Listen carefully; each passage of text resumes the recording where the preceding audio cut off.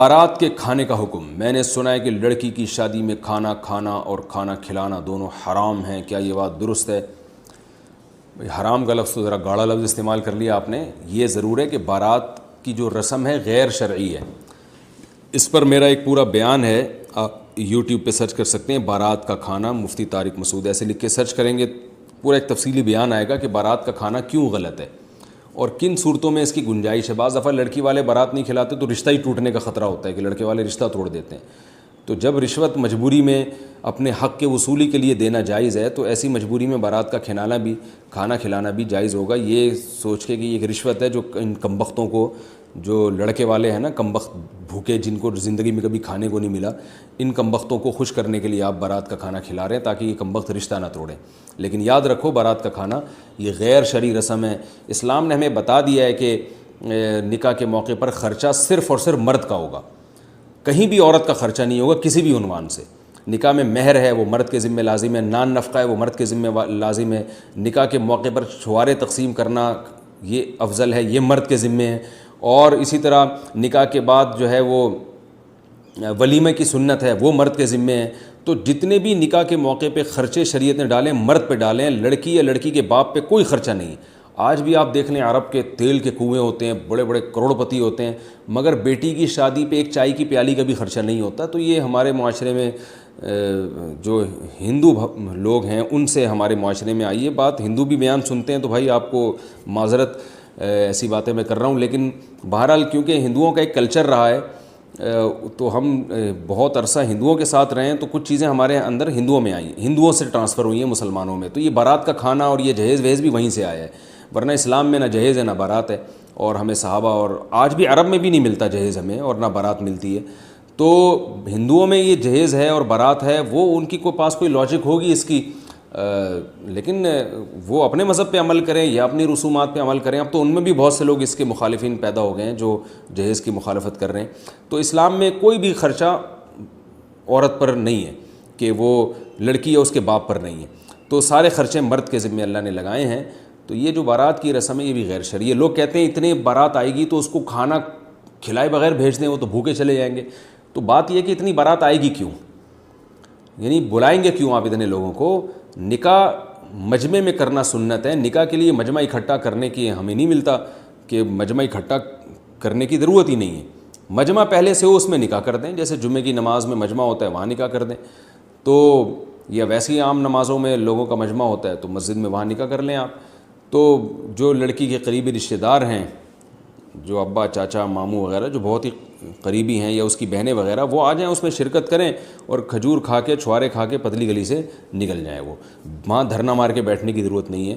اور پھر جب دلہن کو رخصت کرنے کے لیے جو بھی لڑکے کی اماں بہنیں وغیرہ آئیں، اس وقت تو بڑی محبت دکھا رہی ہوتی ہیں کہ ہائے ہماری جو ہے نا بھابھی اور ہماری بہو ماشاءاللہ کتنی چاند سی۔ بعد میں پھر انہوں نے جو ستانا ہوتا ہے وہ تو وہ جو جنہوں نے ستانے والی ہیں وہ سن رہی ہیں، معذرت کے ساتھ میں آپ کے علاوہ کی بات کر رہا ہوں۔ تو اس وقت تو بڑی محبتوں سے وہ آ رہی ہوتی ہیں، تو وہ جب محبت سے آئیں رخصتی کے لیے تو 5-6 افراد آ جائیں لڑکے کے گھر سے، تو اگر کھانے کا ٹائم ہو تو ان کو کھانا کھلا دیں، چائے کا ٹائم ہو تو چائے پلا دیں، پان گٹکے کا ٹائم ہو تو پان گٹکے پہ گزارا کریں، اور ان سے کہیں کہ اب پتلی گلی سے نکل جاؤ۔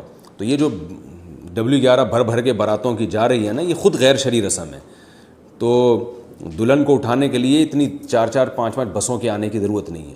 ہاں پھر جتنے بھی لڑکی والے ہیں وہ کہہ دیں کہ بھئی اپنے تمام رشتہ داروں کو کہ بھئی آج تو کھانا نہیں ہے، ہم تو 4-5 گھر افراد جا رہے ہیں دلہن کو اٹھانے کے لیے، یعنی اٹھانے کا مطلب یہ ہے کہ دلہن کو جو ہے لانے کے لیے، تو کھانا جو ہے وہ کل دولہا کے گھر پر ہوگا انشاءاللہ۔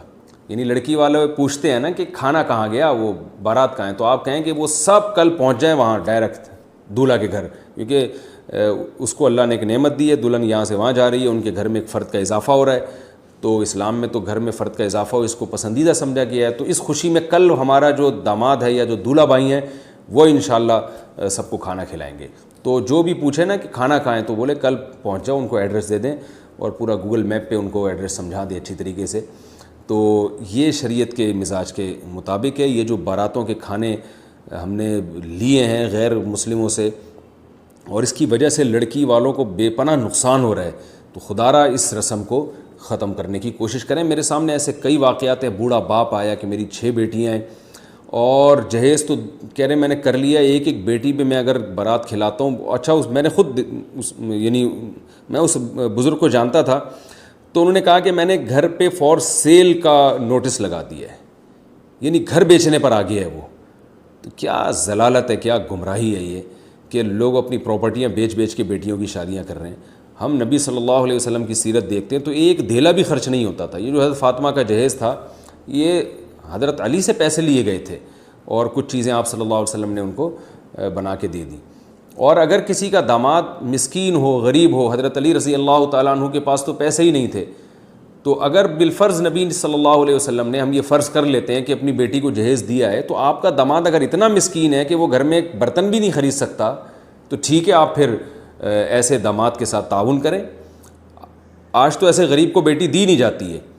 میں یہ کہہ رہا ہوں کہ اگر کوئی داماد بہت غریب ہے نا, تو پھر آپ داماد کے ساتھ تعاون کی نیت سے بچی کو جہیز دے دیں آپ.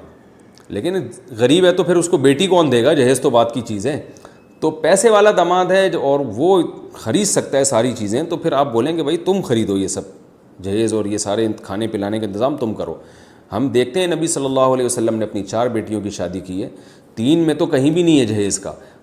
حضرت فاطمہ رضی اللہ تعالیٰ عنہ کے ساتھ جو تعاون تھا, تو بہت سے علماء کہتے ہیں وہ حضرت علی ہی سے ایڈوانس میں پیسے لیے گئے تھے, اور اگر نبی نے خود دیا تھا تو وہ حضرت علی کی غربت اور مسکنت کی وجہ سے, کہ بیٹی جا رہی ہے حضرت علی رضی اللہ تعالیٰ عنہ کے گھر میں, اور حضرت علی کے پاس برتن بھی نہیں تھے, غربت تھی, قربانی تھی, ہجرت کر کے آئے تھے. تو ایسا اگر نیک شریف داماد کسی کو مل رہا ہو, اتنا ہجرت کرنے والا اور قربانی دینے والا, جس کی وجہ سے اس کے پاس پیسے نہ ہوں, تو پھر اگر آپ اپنی بیٹی کے ساتھ تعاون کریں تو بڑی اچھی بات ہے. لیکن میں نے وہی بتایا کہ ایسے لوگوں کو آج کل رشتہ دیتا کون.